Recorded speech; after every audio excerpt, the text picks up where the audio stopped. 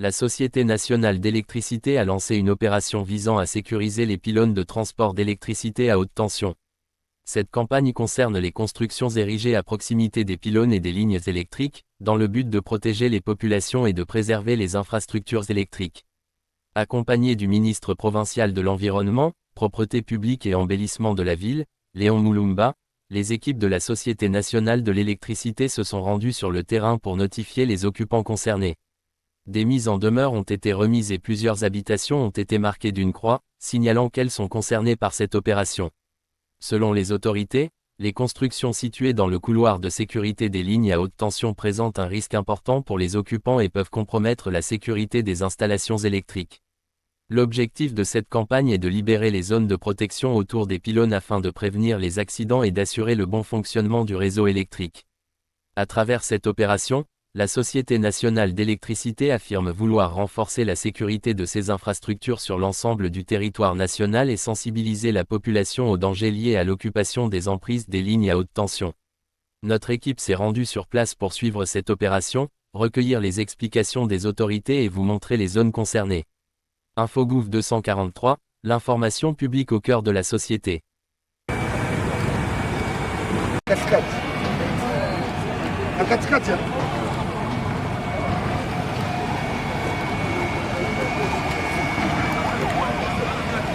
Alembe. Oh. Tenez.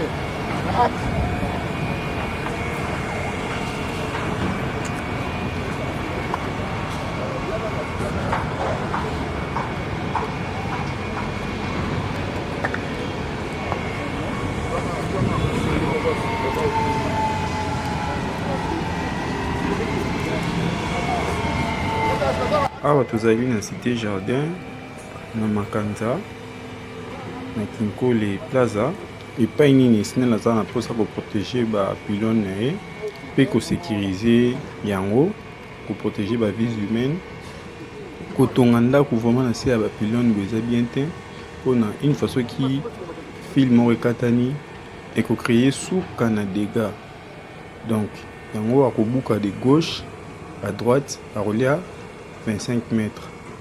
SNEL ayeli kaka cité jardin te ayeli bato nyonso batonga na pylone na se ya pylone mpo eza risque courant eza ya haute tension donc bakoki kotonga wana te ndako ya moto mpe ekoki kozala wana te.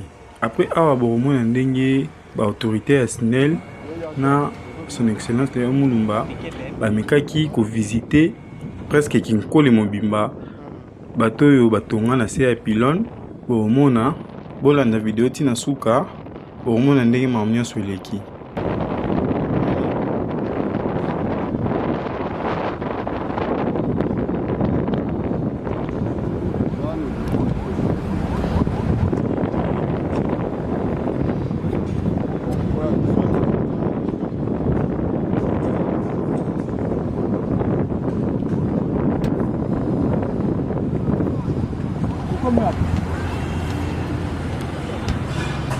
Allô?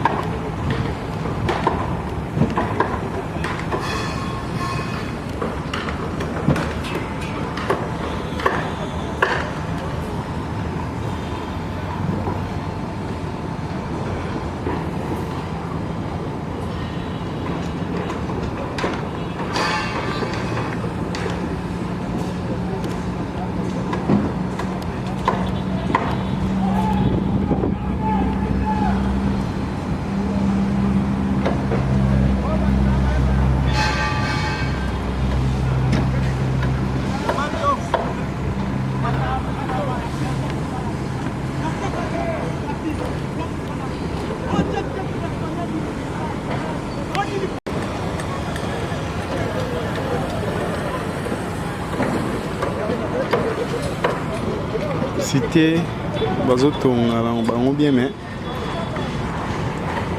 pylone ma yango oyo eleki awa une fois soki film oyo ekatani liwa tosala na cité jardin oyo eza na Makanza na boulevard Lumumba na Ntsele.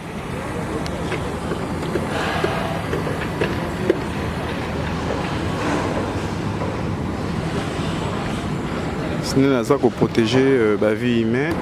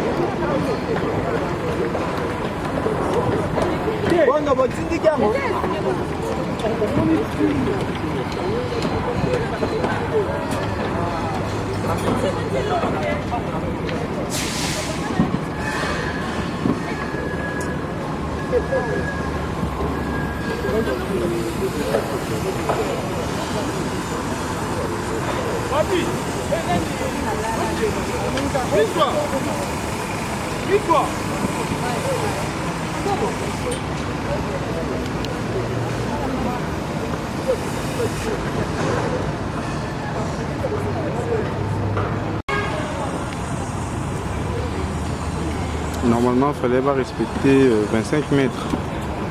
Ndenge Olanda qui na vidéo,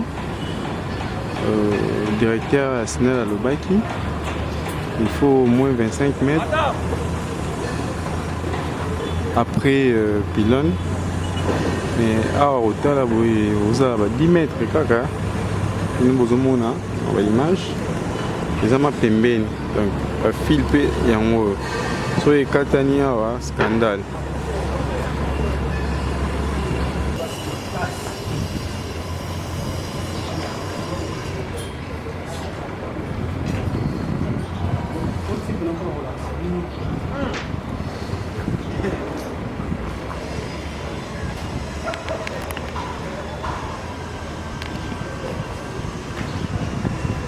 On est marqué, donc il faut que bouka parce que Snell na pylône faut kotonga après 25 mètres, donc bango batongi 4 à 25 mètres, on faut pas démolir awa.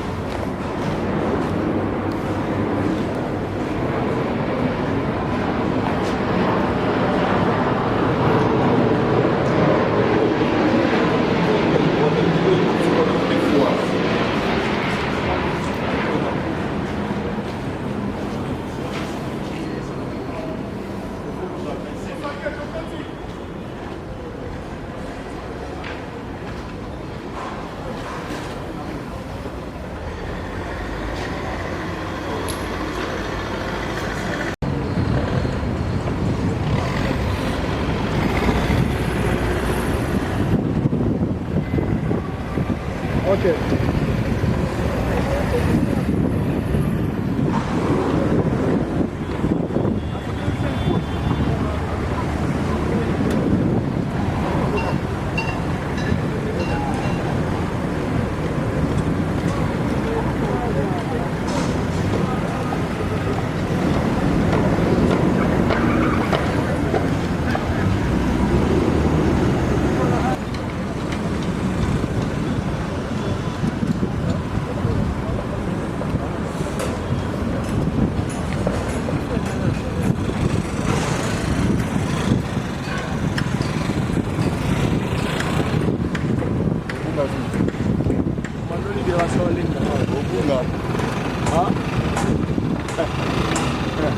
Commando libération là.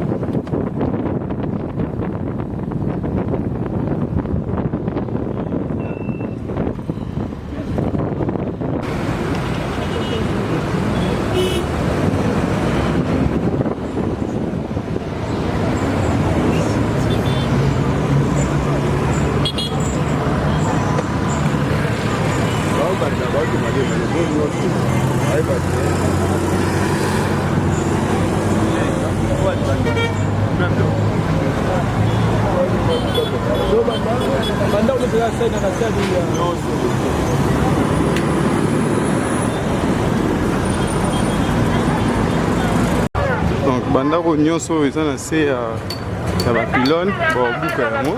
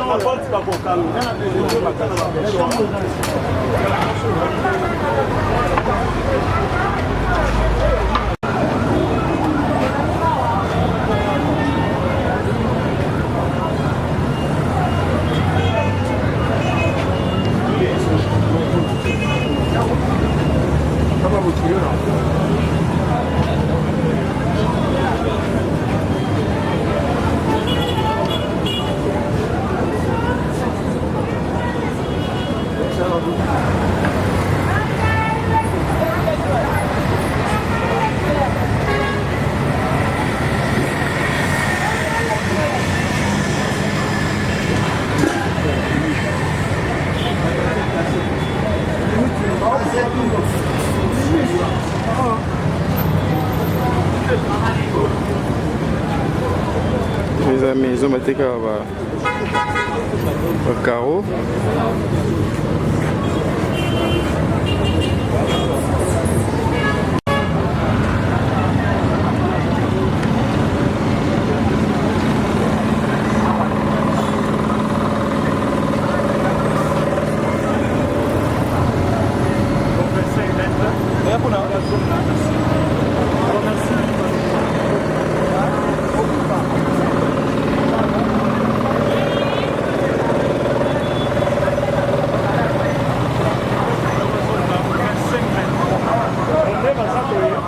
baza liboso ya bapilone eza na nsima pilone na signal eza na nsima alors esengeli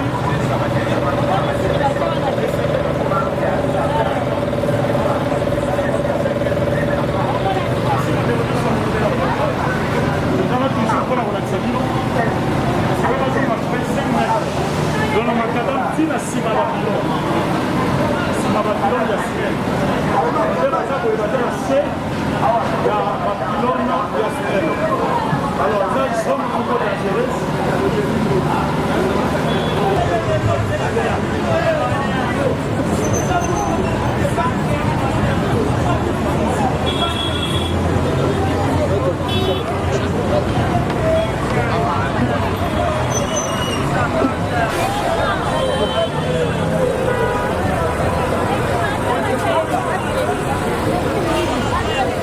ile mo utala ta piloni ngo wanje kufi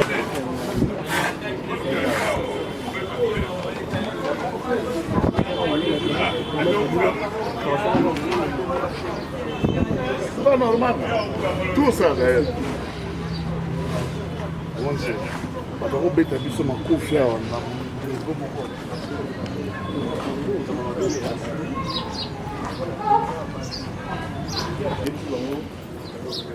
okay banda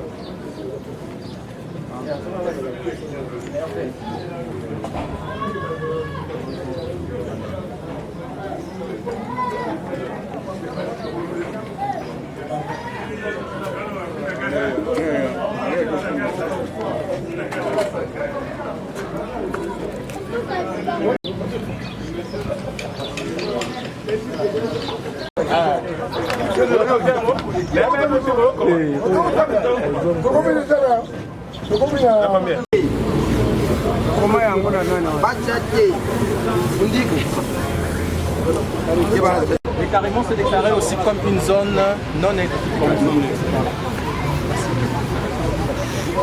Il faut tirer sous coton. Voilà. Voilà.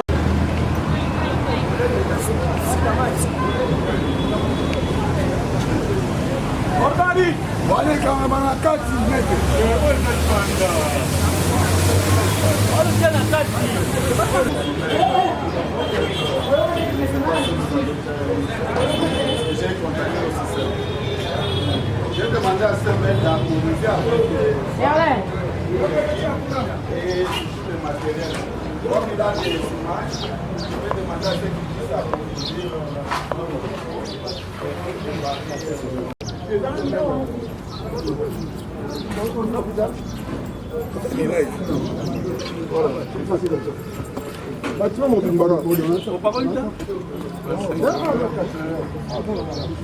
Voilà, c'est là.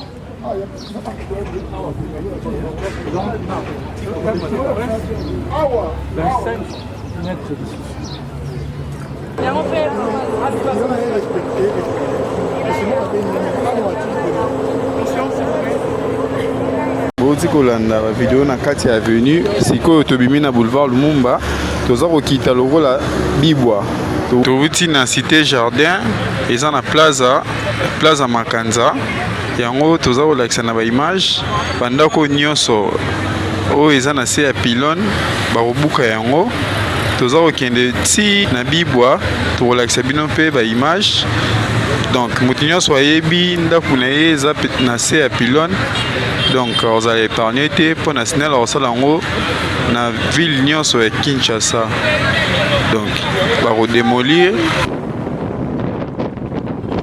Infogouv 243, l'information publique au cœur de la société.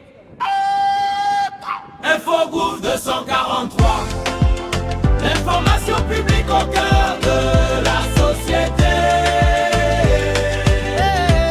Là où l'actualité s'écrit, nous sommes présents. Chaque matin, une nouvelle histoire. Un peuple qui avance, un pays d'espoir. Des procès qui marquent notre justice. Aux grandes décisions qui bâtissent l'avenir. Des routes, des écoles, des hôpitaux. succès des travaux. Nous donnons la parole à la vérité, avec professionnalisme et objectivité. Info Groupe 243, l'information publique au cœur de la société. Politique, justice, économie, toute l'actualité de notre pays. Info Groupe 243, l'info bon, toujours au plus près des faits et trop mal formé. Comprendre et partager la RDC dans toute sa réalité. Culture, sport et grandes émotions. Sécurité, développement, innovation. De Kinshasa jusqu'aux 4 coins du Congo. Chaque voix mérite d'être entendue. Une caméra, un micro, une mission. Oh. Informer avec passion. Aujourd'hui, demain et pour toujours. Au service du peuple, chaque jour. Le Congo parle, nous écoutons. Le Congo avance, nous racontons. Le Congo vit, nous en votons. Info Groupe 243, l'information publique au cœur de la société. La chaîne qui vous rapproche de l'actualité, avec sérieux, confiance et vérité.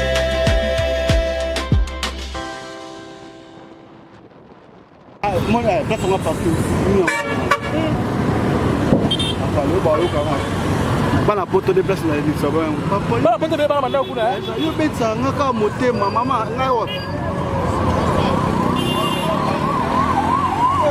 Kala ba o ko go ro sero. Mama na ngai.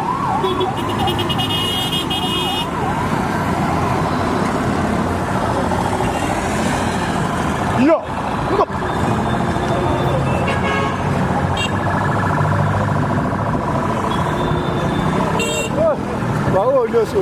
Awa toza na bibwa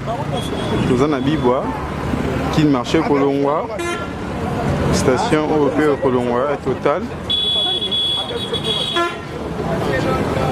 appartement de domaine oyo olongwa pe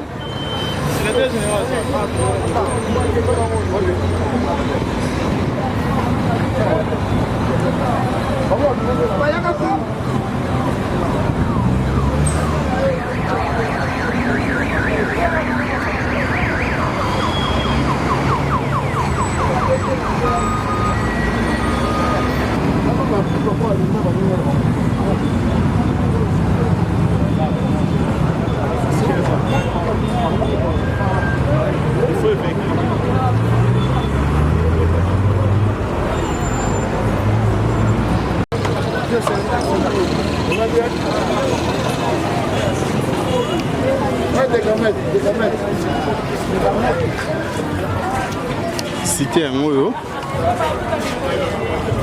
obuka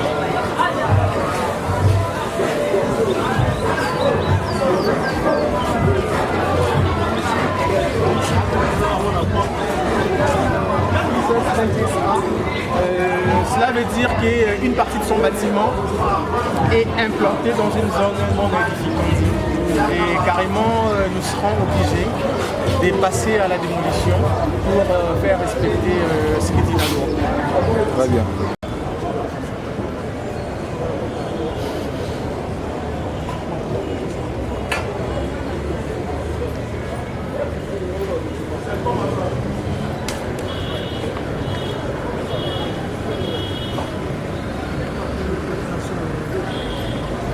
Câble oyo katani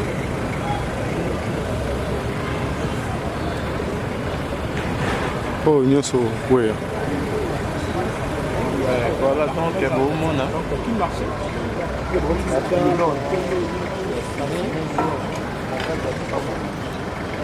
c'est-à-dire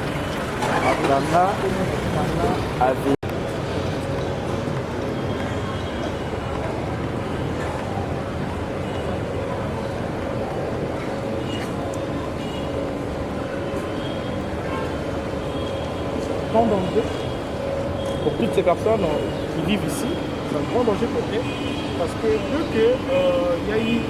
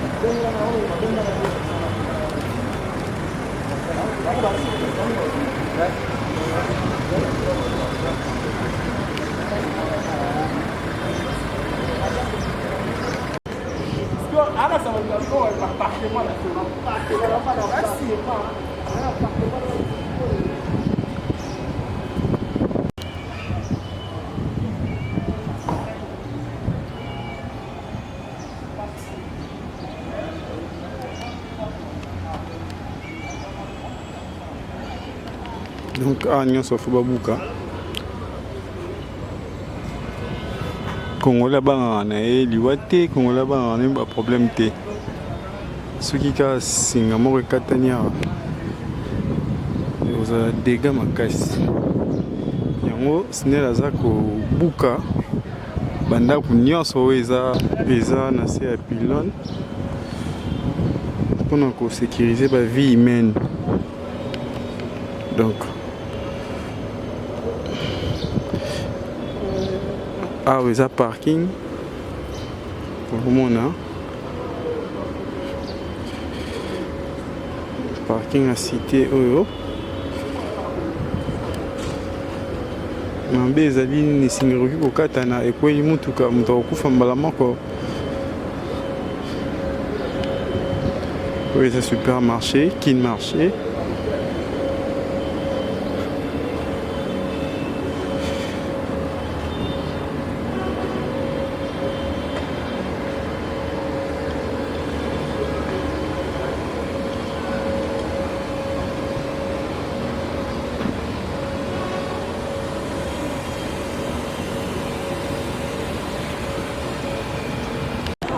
Merci, monsieur le journaliste. Notre itinérance s'inscrit dans notre vaste campagne de sensibilisation sur la notion des aires protégées. Vous savez, la SNEL, en tant que certaines entités publiques de l'État, est bénéficiaire d'un certain nombre de garanties qui lui accordent des privilèges par rapport à ce que nous appelons les aires protégées, qui sont des servitudes consenties pour elles dans le cadre de l'exploitation des différentes lignes de transport.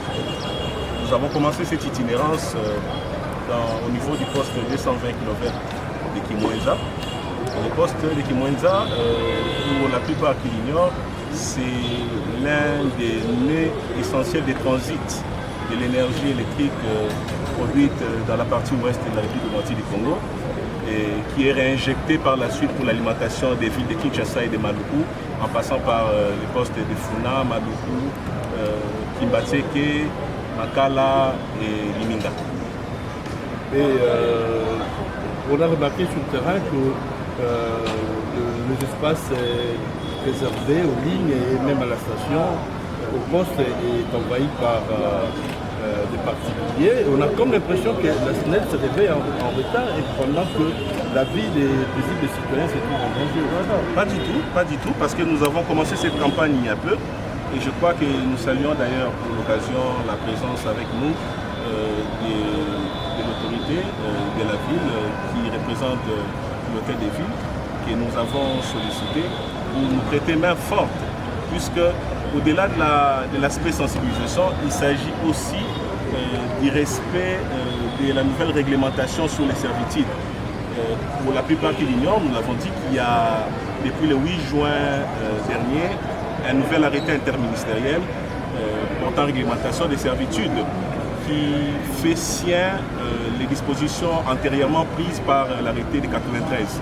Donc il y a l'aspect réglementation, l'aspect respect des dispositions prises par les autorités de la République. C'est pourquoi vous voyez la présence avec nous de l'autorité ministérielle provinciale que nous avons sollicitée pour constater ensemble les différents cas d'abus et les différentes violations de l'arrêté interministériel. Qu'attendez-vous justement du gouvernement provincial et quels sont les objectifs de la SNEL après cette journée? Oui, la SNEL est un opérateur public d'électricité. C'est-à-dire c'est l'intérêt général qui prime avant tout.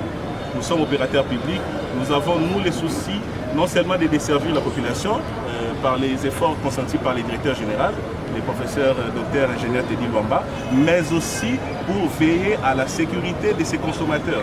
Les sécuriser voudrait de notre part leur garantir des dispositions de prévention face à des risques éventuels qui pourraient résulter de l'écoulement des pylônes et surtout des lignes électriques, comme nous sommes en train de le voir, de constater que certaines entités ont construit sous les lignes de manière quasi évidente et pour la plupart qui ont d'ailleurs encerclé et pris les lignes en otage.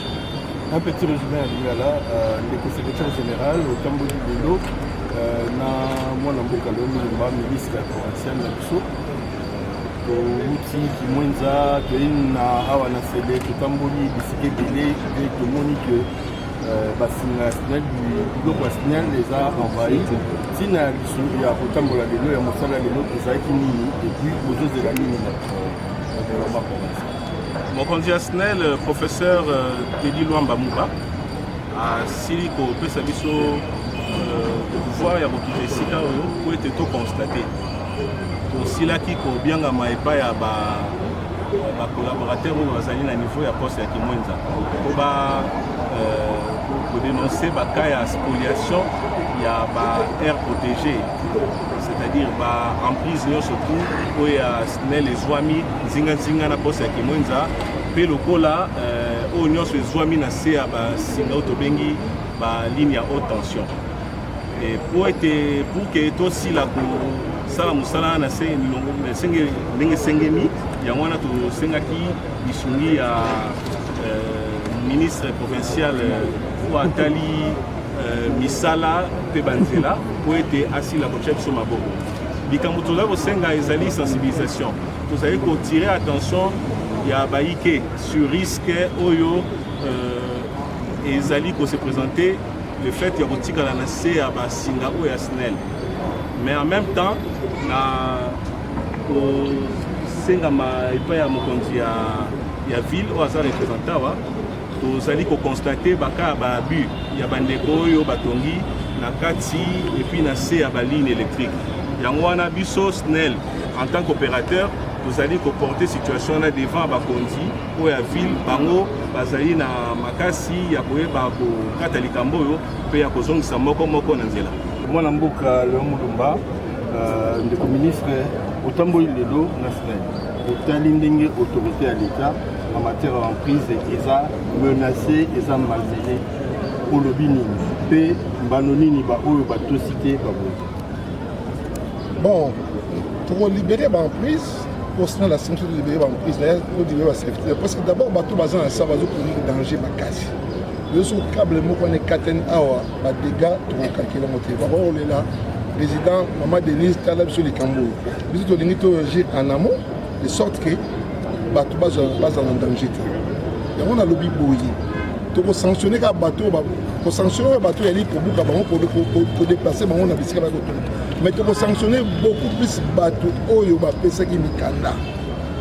Hein, na une façon de blaguer, ou ça pour qui tu peux sanctionner à titre postime. À titre postime, tu peux sanctionner. Ça dit quoi? Tu peux me Hollandais, soit tu es bien, la banane, bien à dans fraude oyo. Parce que quand tu es conservateur, tu es chef de quartier, opposant on a compte à l'État, opposant à Combo d'abord. C'est-à-dire que tu peux bénéficier de ce acte malveillant ou opposé. et biso tokolandela ti na kosenga tolandela ti bahéritier na ye soki atikile bango biloko yango nabenga yango à titre postime eza blague te parce que totiki makambo boye bakorépéte mboka ekochange te il faut tosanctionne bango vraiment na baforme nyonso. Merci.